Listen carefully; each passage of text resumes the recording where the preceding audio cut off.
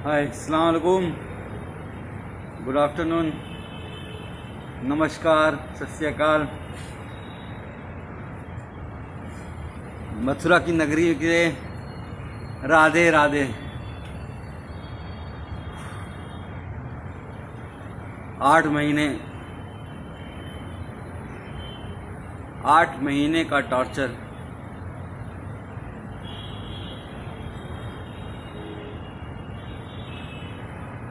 तो सबसे पहले आप सब लोगों का 138 करोड़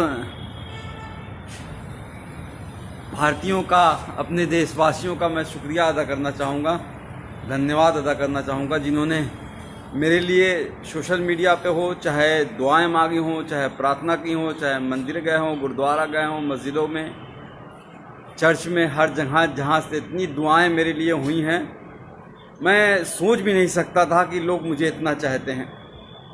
आप सबका बहुत बहुत शुक्रिया। वरना तो इस बार जेल में इतनी, मतलब 5 दिन तक मुझे खाना तक नहीं दिया गया।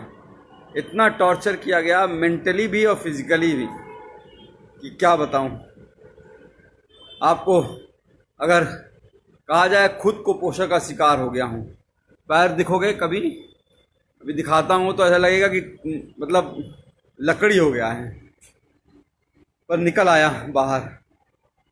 और जुडिशरी का बहुत शुक्रगुजार हूँ। जुडिशरी ने एक बहुत अच्छा डिसीजन दिया है। वो मेरा ऑर्डर ले आना। जुडिशरी ने बहुत अच्छा ऑर्डर दिया है और उन्होंने साफ साफ कहा है कि डॉक्टर कफील ने जो अलीगढ़ में भाषण दिया था, वो कोई भड़काऊ भाषण नहीं था। वो देश की यूनिटी के लिए, अखंडता के लिए, एकजुटता के लिए था। और उन्होंने साफ साफ कहा है, डॉक्टर कफील ने,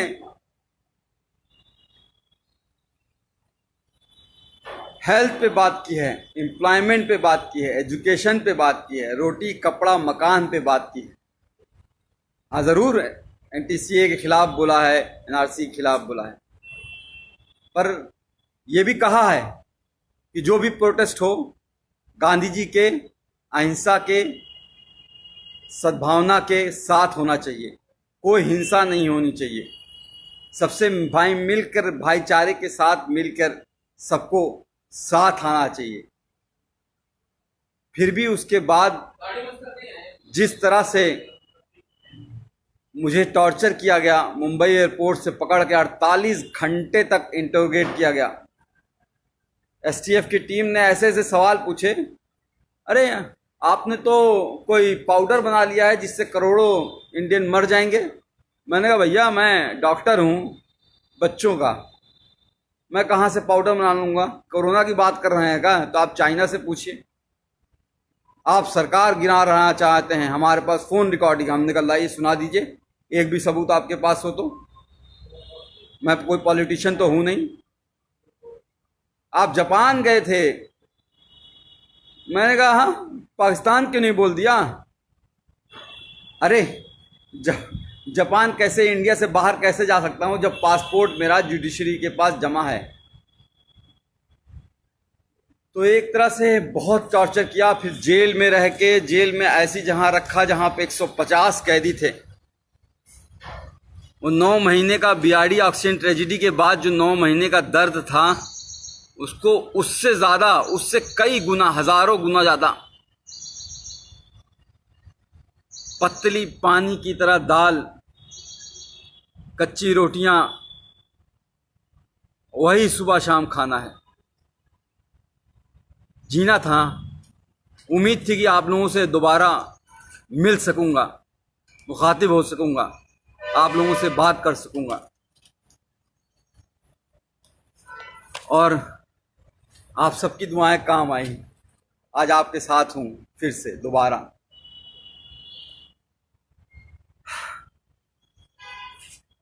हाँ, आसिफ भाई, तनवीर भाई, अस्सलाम वालेकुम। मथुरा की नगरी, कृष्ण जी की पवित्र नगरी में रह के बहुत कुछ सीखा कि किस तरह से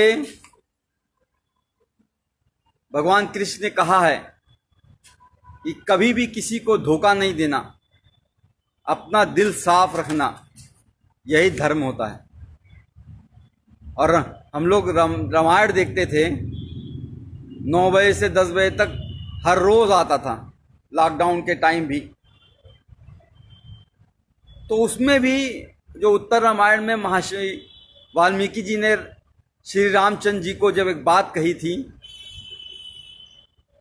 जब उन्होंने धनुष उठा लिया श्री लव कुश के खिलाफ ही, तो उन्होंने कहा था कि राजा का धर्म राजधर्म होता है, राजहट नहीं।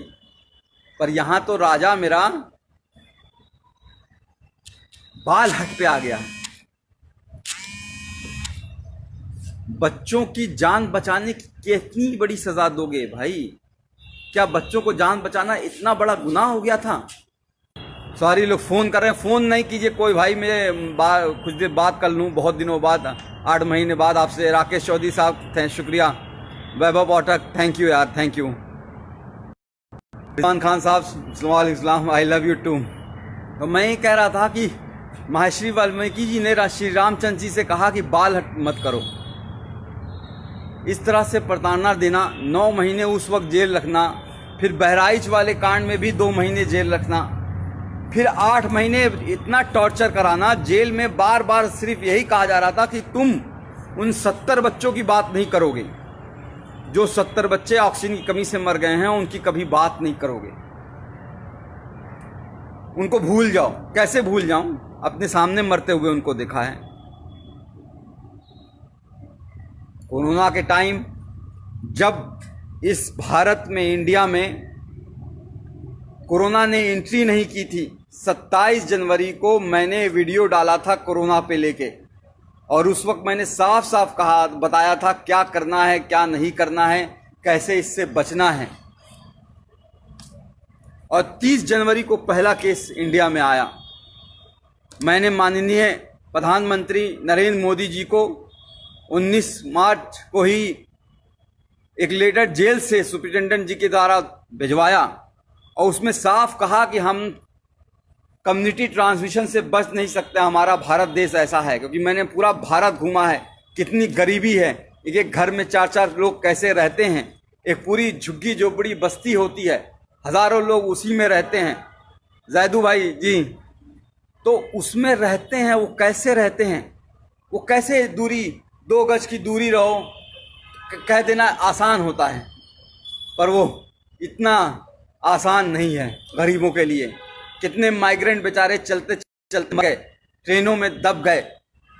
गरीबी कितनी है, आज क्या हालत हो गई है हमारे देश की। कोरोना वायरस इस तरह से फैल चुका है कि हम दुनिया के दूसरे नंबर पे पहुंचने वाले हैं, ब्राजील को भी छोड़ देंगे। श्री नरेंद्र मोदी जी के दोस्त ट्रंप साहब, और ये इंडिया फर्स्ट और सेकंड नंबर पे रह गया है। 48 लाख कोरोना वायरस के केस हो चुके हैं और 60,000 से ज्यादा मौतें हो चुकी हैं। बहुत कुछ करना चाहता था इस कोरोना वायरस के लिए, 8 महीने में शायद बहुत कुछ कर सकता था, पर करने नहीं दिया गया। जेल में जानबूझ के मुझे इस तरह से रखा गया कि मतलब समझ लीजिए कि टॉयलेट करने के लिए आधे घंटे के लिए लाइन लगानी पड़ती थी, नहाने के लिए आधे घंटे के लिए लाइन लगानी पड़ती थी। गर्मी इतनी हो जाती थी कि कपड़ा पहन के, पूरा नहा के, पूरा बिस्तर बिछा के, बिस्तर को भी भिगा देता था, तब जाके लेटता था। और वो 150 लोग, 534 लोगों की रहने की जगह है वो, लेकिन 1600 कैदी थे। अब बताइए वहां पे कैसे सोशल डिस्टेंसिंग हो जाएगी? वो ख्वाब था। लोगों की सांसें, लोगों की बदबुआं, लोगों की मतलब पेशाब की महक, और एक टॉयलेट होता था, 150 लोगों के बीच एक टॉयलेट। किस तरह से जिंदगी गुजरी है। और एक बात बता दूं, सिर्फ मैं नहीं सफर किया हूं, पूरी फैमिली को हरास किया है।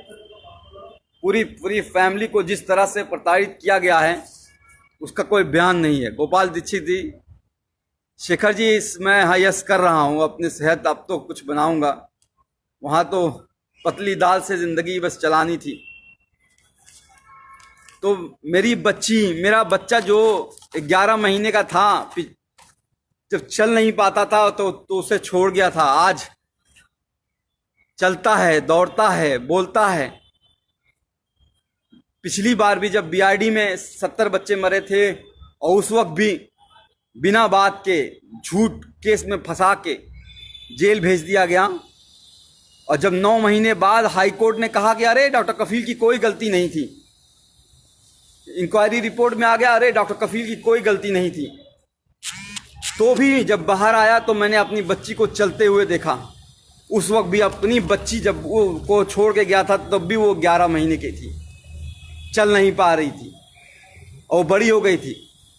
आज मेरे दोनों ही बच्चे, मेरे ही दोनों बच्चे, मैं खुद अपना बाप होके, मैंने दोनों बच्चे, मुझे बाप पापा का मतलब नहीं समझते हैं, अब्बूजान का मतलब नहीं समझ पाते हैं, पिताजी का मतलब नहीं समझ पाते हैं। ये दर्द है। मेरी माँ 65 साल की बूढ़ी होके हाई कोर्ट और सुप्रीम कोर्ट के चक्कर लगाती रही, तब जाके ये जीत हुई है।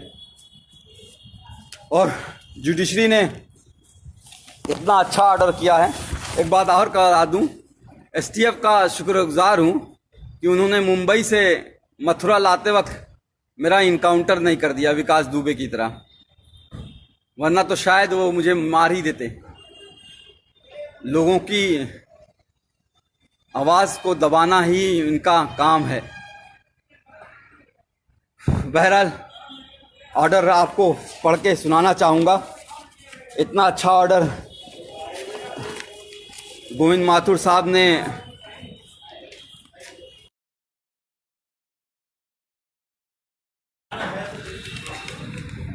किया है। सुप्रीम कोर्ट का भी धन्यवाद करूंगा, वरना तो हाई कोर्ट में डेट पे डेट हर 14 दिन पे कैसे एक एक दिन कटेगा, एक एक घंटे कटेगा, ये सोचता था कैसे वो टाइम आएगा जब मैं बाहर निकल पाऊंगा, तब मेरी जज मेरी कोई बात सुनेगा। इसलिए हम लोग सुप्रीम कोर्ट, मेरी माँ 65 साल की बूढ़ी माँ सुप्रीम कोर्ट गई, और मैं सुप्रीम कोर्ट का शुक्रगुजार हूँ जो उसने कहा कि 15 दिन में फैसला सुनाओ।